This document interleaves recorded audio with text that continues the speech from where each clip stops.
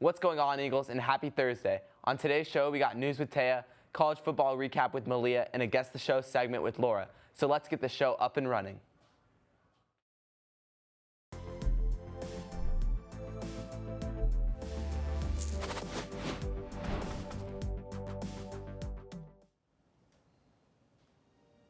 What's up, SM? I'm Baron Stamer. And I'm Jack Bandera. I think it's time to start our show off, as usual, with some announcements. I agree. Homecoming ticket prices increased later today at 3 p.m. to the late prices. Remember to purchase your tickets before then. I don't want to see you missing the rodeo. Tune in to our Eagle TV YouTube channel today at 3 p.m. to catch our live stream of the freshman football taking on Mater Dei at home. We will have live commentators on the scene.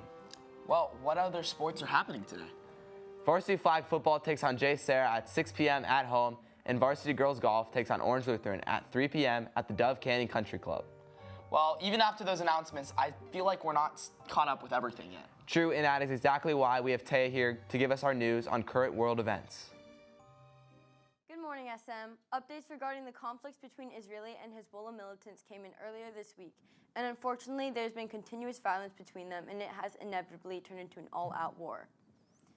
The Hezbollah is an Iran-backed Lebanese militant group, and they've been exchanging airstrikes with Israel for a year now, but recent weeks have been especially bad. According to the Denver Post and New York Times, the escalation started on September 20th when the Hezbollah militant general, Ibn Muqbil, was killed in an Israeli airstrike, and went from bad to worse when Israel targeted the southern part of the Lebanon border. The effects were catastrophic, with the death toll reaching 700 people, 50 being children, 1,600 people wounded, and nearly 500,000 displaced persons from the fleeing area. The fleeing civilians also caused huge traffic jams in the surrounding areas, and this led to an unknown number of deaths and injuries on its own. In response to the airstrike, the Hezbollah sent airstrikes back over to Israel, targeting their air bases and resulting in approximately 21 injuries and 13 deaths.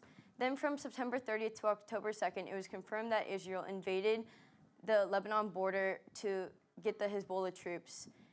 And then it was a ground operation, and it was successful. And unfortunately, it doesn't seem like there's going to be a very near end in violence, but we still hope that the involved parties will agree on a ceasefire. Thank you so much for your time, SM. Make sure to keep everyone who is affected by all the airstrikes in your prayers, and I'm sending it back to Jack and Baron. Thank you for that, Taya. We will certainly keep all those affected in our prayers. Yes, we definitely will. After discussing something so heavy, it would be nice to talk about something positive happening in the world. Like what? Baron, have you been keeping up with all the college football?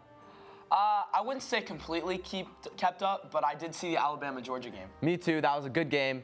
But we have Malia here in studio to give us some more of a recap so far. What's up, SM? I'm Malia Mazer, and I'm here to give you a college football update. Starting with local news, USC had their Big Ten home opener on Saturday, hosting Wisconsin. Things were looking bright for USC on the opening drive. Miller Moss threw a 32-yard pass to Jacoby Lane for a touchdown.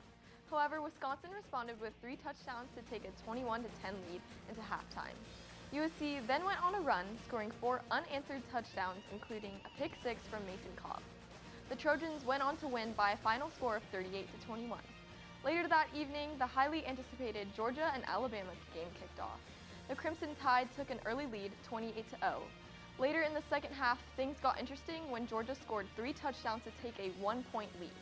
However, this was short-lived because 13 seconds later, Alabama's Jalen Milroe threw to 17-year-old Ryan Williams for a 75-yard touchdown to retake the lead.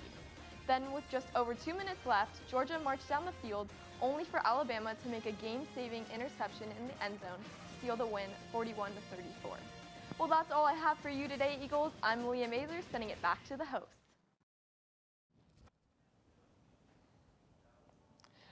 I would say our lineup for the show has been out of the park. Would you agree? Yeah, I do agree with that. However, the show is not over yet. We have a segment from Laura where she asks SM students to guess the show or movie from a single image. That's right. Let's see it.